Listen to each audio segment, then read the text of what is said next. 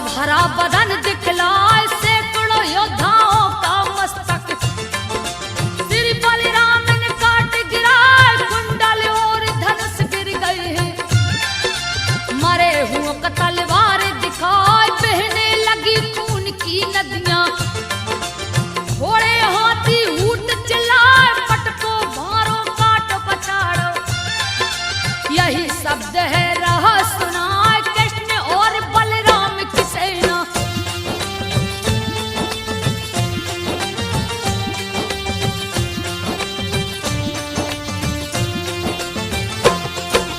कृष्ण और बलराम की सेना विजय पताका लहरा जरासंध शिशुपाल भागे। हरि की लीला वर्णि न जाए जा पहुंचे हैं ब्रज नगरी में। रुक्मणी को लिए अपना धूमधाम से किए शादी। देवता फूल रहे बरसाए हारिक भागा जरासंध भी। अपनी सेना लिया सजा 33 अरब लिया है सेना। सेना ही सेना दिखलाए घेर लिया है ब्रज नगरी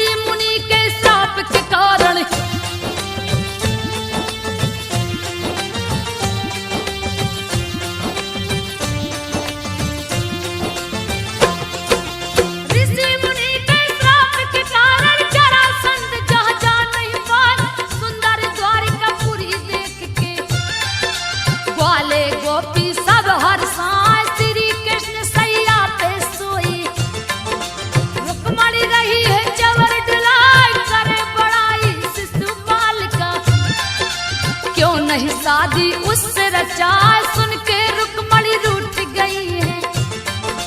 गुस्सा भरा बदन दिखला गुस्से में आकर मूर्छित हो गई।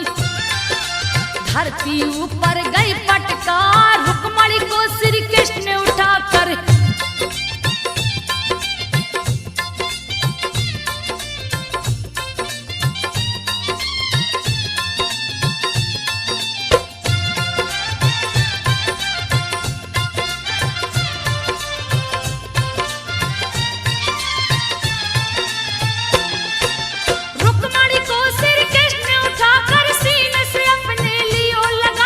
फिर भी नहीं मानी है रुक्मणी, रूठ के बैठी मोह को फुलाए भूल हो गई मुझसे प्यारी। कैसे मानोगी दो बतला सोन चांदी से तुझे तोलूंगा। सुन के रुक्मणी गई हर साथ तराजू के पल्ले में बैठी। सोना चांदी कृष्ण मंगाई हीरा मोती लौट चढ़ाया। फिर भी न पल्ला हिलने पार रत्न आभूषण तीनों लोक के।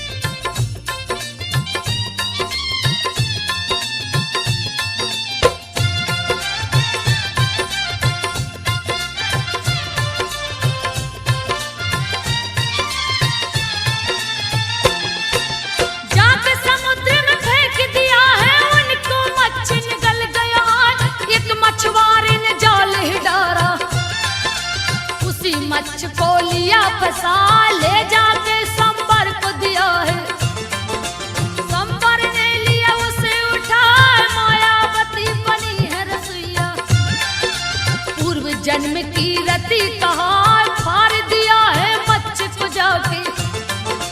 जिसमें कामदेव रहे समा, रति खुश हुई पति को पाके।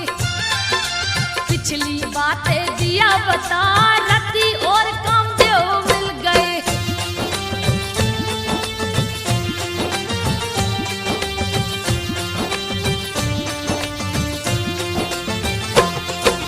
रति और कामदेव मिल गए, सारे देव गए हर साल। जामवंत की पुत्री जंगल में दिया मणि भुलवाए। कृष्ण ने राह में मणि को देखा, अपने हाथ में लिए उठाए। जामवंत लगे मणि को खोजने, कृष्ण के हाथ में गया दिखाए। कृष्ण से जामवंत भिड़ गए। क्यों लिया तूने मणि चुराए, बड़ा ही भीषण युद्ध हुआ है। जिसका वर्णन किया न जाए, जामवंत पहचाने प्रभु को।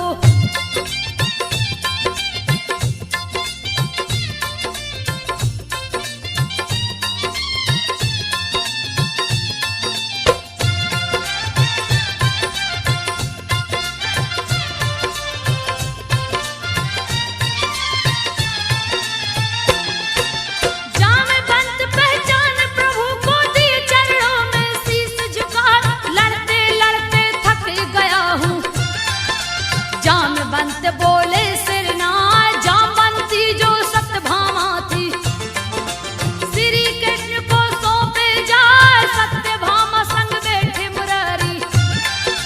महल में अपने आसन लाए, इंद्र ने आके किया प्रार्थना। हरि चरणों में शीश झुकाए, भौमासुर सब हर लिया हरि जी। उससे मेरी जान बचाए, क्रोध में आकर कृष्ण चले हैं।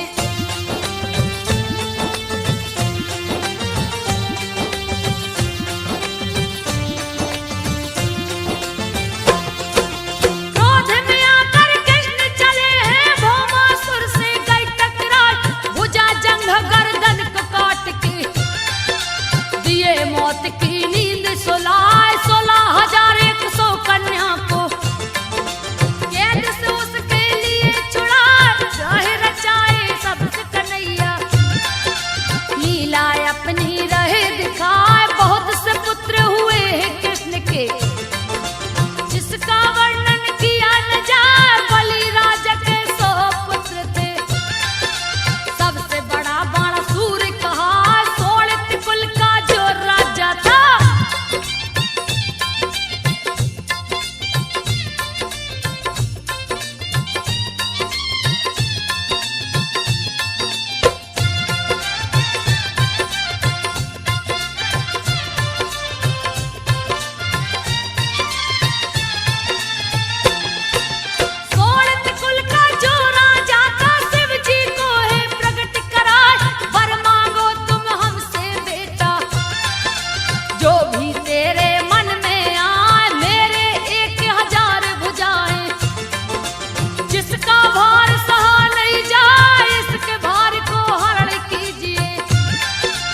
अहंकार उस गया समाय। शिव के हाथ जोड़ के बोला, मेरा मनोरथ पूरा हो जाए। यो मस्त कह के शिव चल दिए।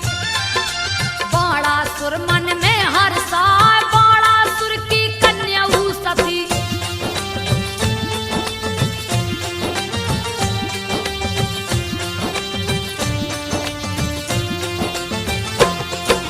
बाणासुर की कन्या उषा थी, परम सुंदरी रही दिखा।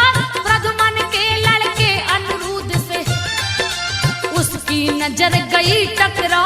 देख बाणासुर क्रोधित हो गया, हाथ में शस्त्र को लिया उठाए। सजा लिया है 100 ही सेना, अनिरुद्ध से गए टकराए। क्रोधित होकर अनिरुद्ध ने सारी सेना को मार गिराए। अनिरुद्ध भी अति बलशाली, रण में दिया था हल्का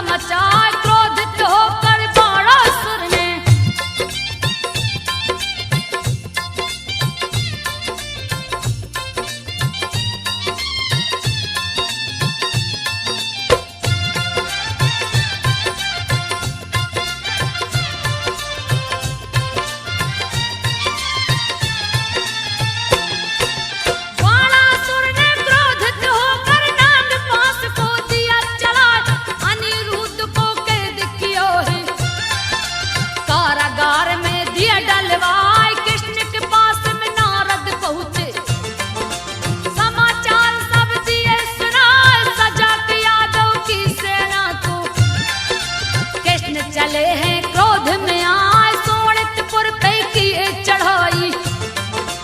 बाणासुर से गए टकराए, तहस नहस किए उसके महल को। ईट से ईट दिए हैं बजाए, बाणासुर शिव जी को पुकारे।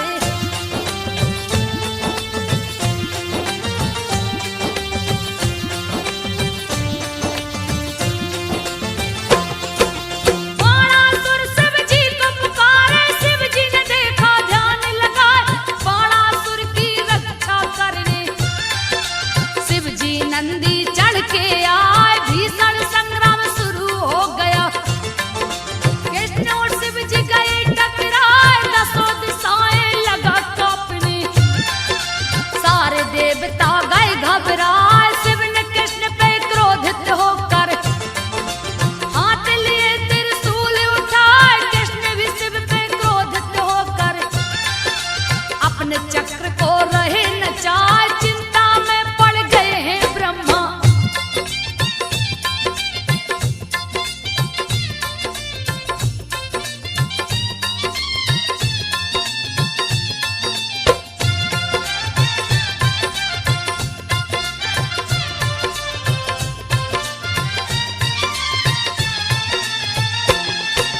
चिंता में पड़ गए हैं ब्रह्मा, धरती माता गई घबराए। ब्रह्मा जी के पास में पहुंची, इंद्र भी वहीं पे गए हैं आए। तीनों लोक में मची तबाही, पल में मानो प्रलय हो जाए, सारी सृष्टि उलट जाएगी। चक्र पशुपत जो टकराए, सारे देवताओं को ले ब्रह्मा। समर भूमि के बीच में आए, शिव और कृष्ण के बीच में आकर ब्रह्मा जी भी रहे समझाए, आप दोनों गर नहीं माने तो।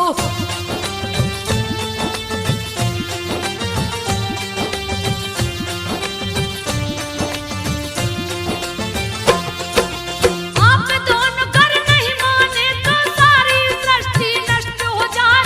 शिव के सन्मुख गए ब्रह्मा जी, चरणों में दिए शीश झुकाए, आपने ही वरदान दिया है। फिर क्यों युद्ध में लड़ रहे आए, इसके भुजा के भार हरण को। श्री कृष्ण है गए टकराए, क्रोध को शांत किए शिव शंभु। लौट के वो निज धाम को आए, बाणासुर ने क्रोधित होकर 500 धनुष को लिया उठाए, क्रोध में आके दौड़ पड़ाए।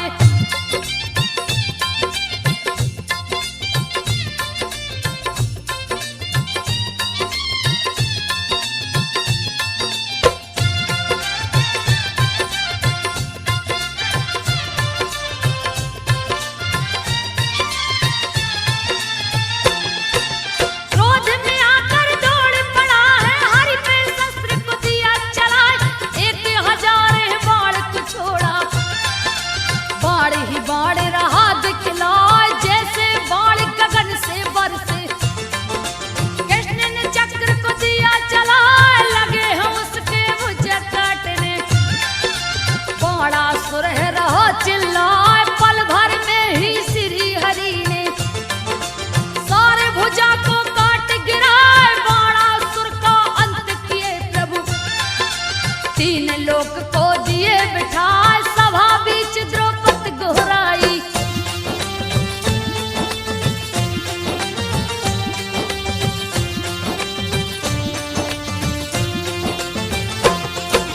सभा बीच द्रौपदी गोहराई, श्री कृष्ण लो लाज बचाए। पापी दुशासन चीर को खींचे, तनक दया ना उसको आए। सभा बीच सब मौन है बैठे, कोई भी उसको रोक न पाए, किसी ने चुप्पी नहीं है तोड़ी। द्रौपदी रही बिलाप लगाए, सुन के दौड़ पड़े गिरधारी। सभा महल में चीर बढ़ाए, खींचत चीर दुशासन हारा। दोनों वहियां गई पटाए, हरि कृपा से दुष्ट बहारा।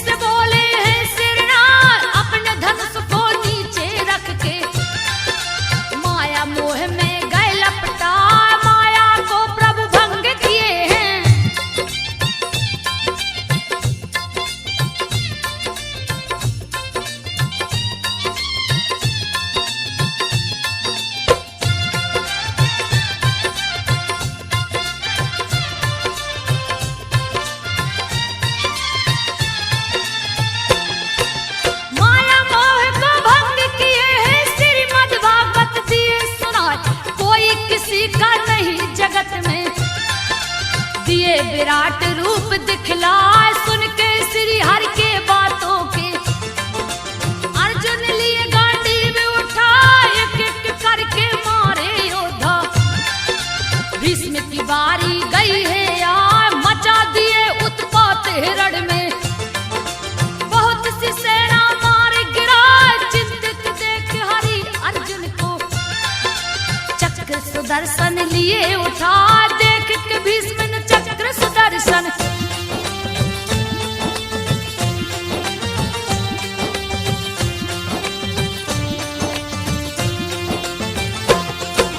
देख के भीष्म ने चक्र सुदर्शन, दोनों हाथ को लिए उठाए, अर्जुन के हाथों मरवा कर दिए कौरवों का नाश करा, युधिष्ठिर को राज तिलक दिए हैं, दिए हैं गद्दी पर बैठा, युधिष्ठिर के हाथों हरि यज्ञ दिए हैं शुरू करा, चारों तरफ निमंत्रण भेजा, सभी राजा को लिए बुलवाए, जरासंध नहीं है आया।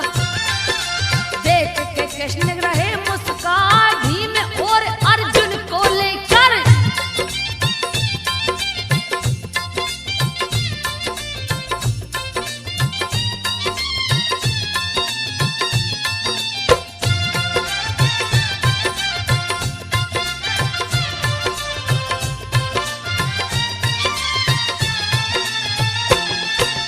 भीम और अर्जुन को लेकर लिए साधु का वेश बनाए, अर्जुन भीम को चेला बनाकर मगध राज में गए समाए, जहाँ का राजा जरासंध था, अपना अखाड़ा रहा सजाए, मल्ल युद्ध का किया आयोजन, एक से एक है मल्ल जुटाए, जरासंध है वीर बहादुर, जिससे कोई नहीं टकराए, चूर हुआ है घमंड के मारे।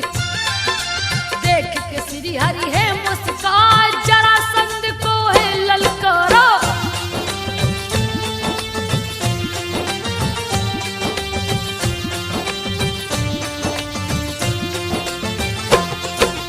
जरासंध को है ललकारा, समर में भीम को दिया बिठाए, मल्ल युद्ध तब शुरू हुआ है, भीम जरासंध गए टकराए, दोनों ही थे अति बलशाली, गए अखाड़ा भीतर जाए, भीम ने जरासंध को पटका, पैर से पैर दिए हैं दबाए, दूसरे पैर को हाथ से पकड़े, बीच से फाड़ दिए हैं जाए, आधा आधा फाड़ के करते, फिर भी धड़ आके जुड़ जाए, भीम को हरि परेशान देख के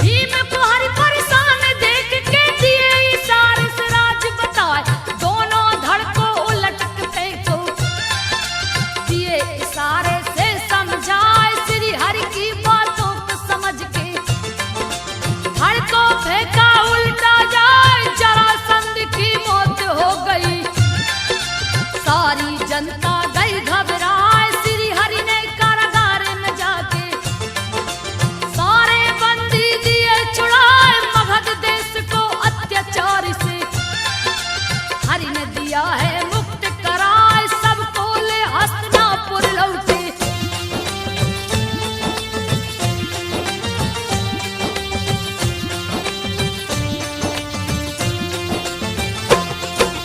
सबको ले हस्तिनापुर लौटे, यज्ञ दिए शुरू करवाए, हवन बीच दरबार लगाए, जगह जगह के राजा आए, श्री कृष्ण की पूजा सुनकर शिशुपाल गया क्रोध में आए, सभा के माध्यम में चिल्लाया, ए अपमान सहा नहीं जाए, सभी चकित हो देख रहे हैं, कृष्ण को गाली रहा सुनाए, क्रोधित हो गए सारे पांडवों, फिर भी कृष्ण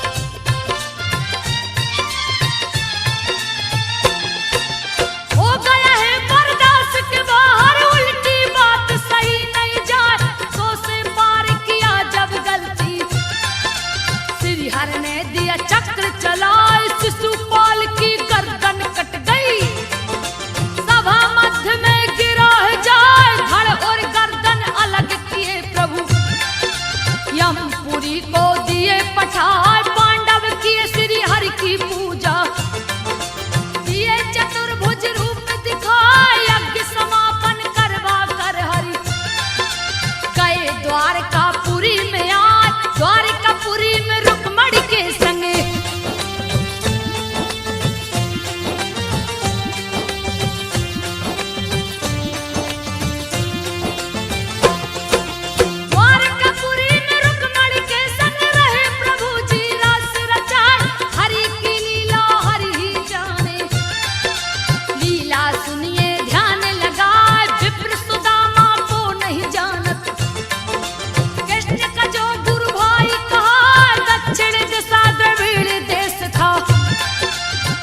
जहाँ बसते बहुताय, वहीं पे बसते विप्र सुदामा। बात को सुनिए ध्यान लगा, जिनकी पत्नी वसुंधरा थी, परम सुंदरी रही दिखाए, रूप यौवन से परिपूर्ण थी।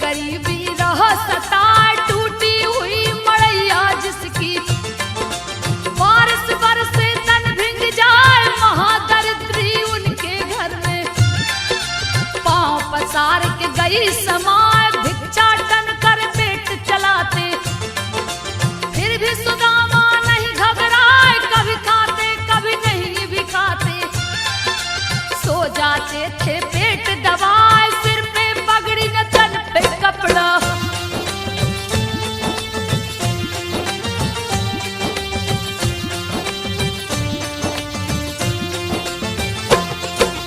सिर पे पगड़ी न तन पे कपड़ा, फटी पड़ी है पांव विवाद, फटी विवाह से खून चूता था, फिर भी सुदामा नहीं घबराए, सुबह वो भिक्षाटन को निकलते, शाम ढले तो घर को आए, एक दिन खाली हाथ हलौटे, कुछ भी नहीं वो भिक्षा पाए, कृष्ण कृष्ण फिर भी वो रटते, अपने नगर को गए हैं आज, चेहरे पे उनकी छाई उदासी, भिक्षा नहीं कछुआ जब पाए, कभी कभी चूल्हा जलता था।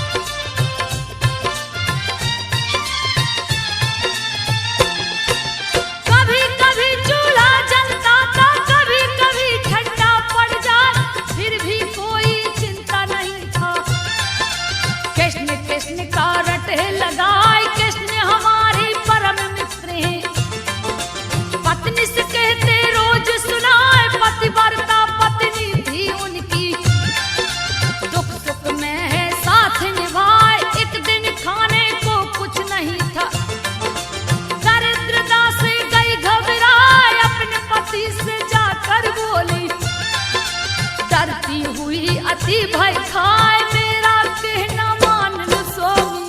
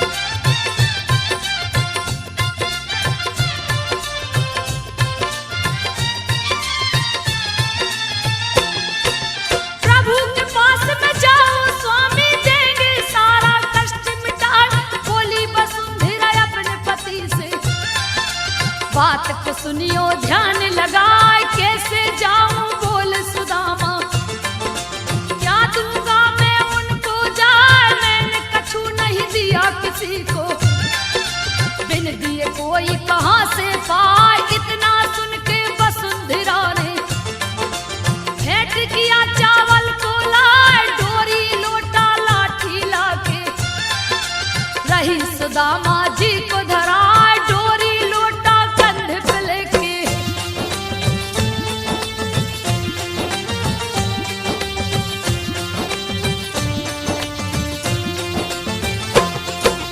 डोरी लोटा कंधा पे लेके चल दिए पोटली को खिदवार, रास्ते में वो विघ्न विनाशक श्री गणेश को रहे मनाए, चल दिए द्वारकापुरी को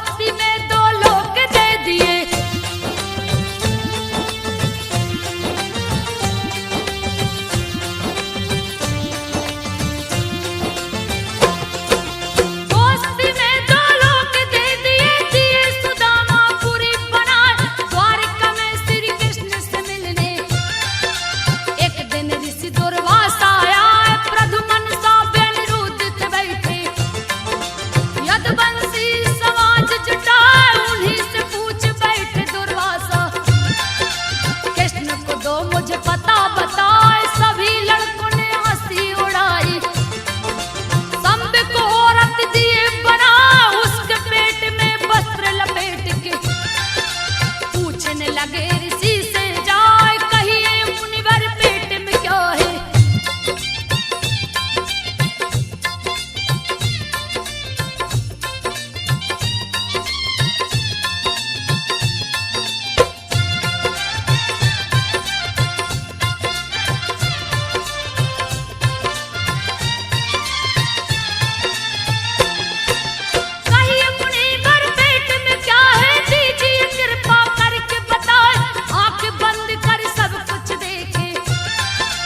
देख गए अति क्रोध में आए, क्रोध में आके सौंप दिए हैं। अरे दुष्ट सुन ध्यान लगा, इसके पेट से जो निकलेगा नाश का कारण वो बन जाए। क्यों हो मेरी हंसी उड़ाते, यदि कुल का संहार हो जाए। सारे लोग भयभीत हो गए, रहे त्राही त्राही चिल्लाए। लोहे का मूसल पेट से निकला,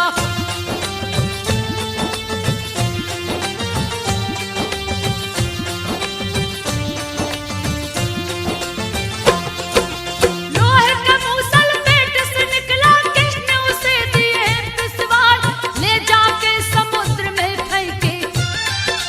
लहरों ने दिया किनारा लगाए, समुद्र किनारे कष्ट के रूप में चारों ओर गया चितराए। विनाश काले विपरीत बुद्धि, यदुवंशी को गई धराए। मद्यपान अत्याचार बढ़ गया, पर स्त्री संग रास रचाए। रैवतक पर्वत पे सब यादव मनोरंजन करते हैं जाए। मांस खाता कोई मदिरा पीता,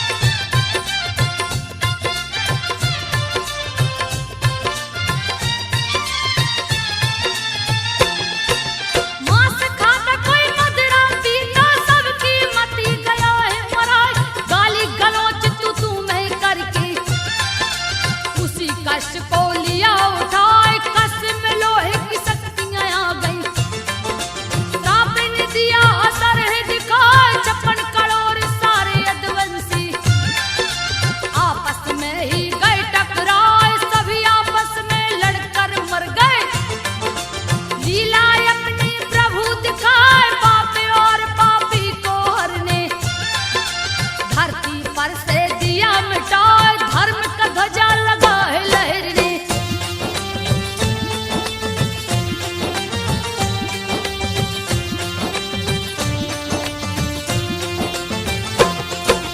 धर्म का ध्वजा लगा है लहरने। ब्रह्मा शिव धरती पे आए, आ गए हैं इंद्र भी संग में। सभी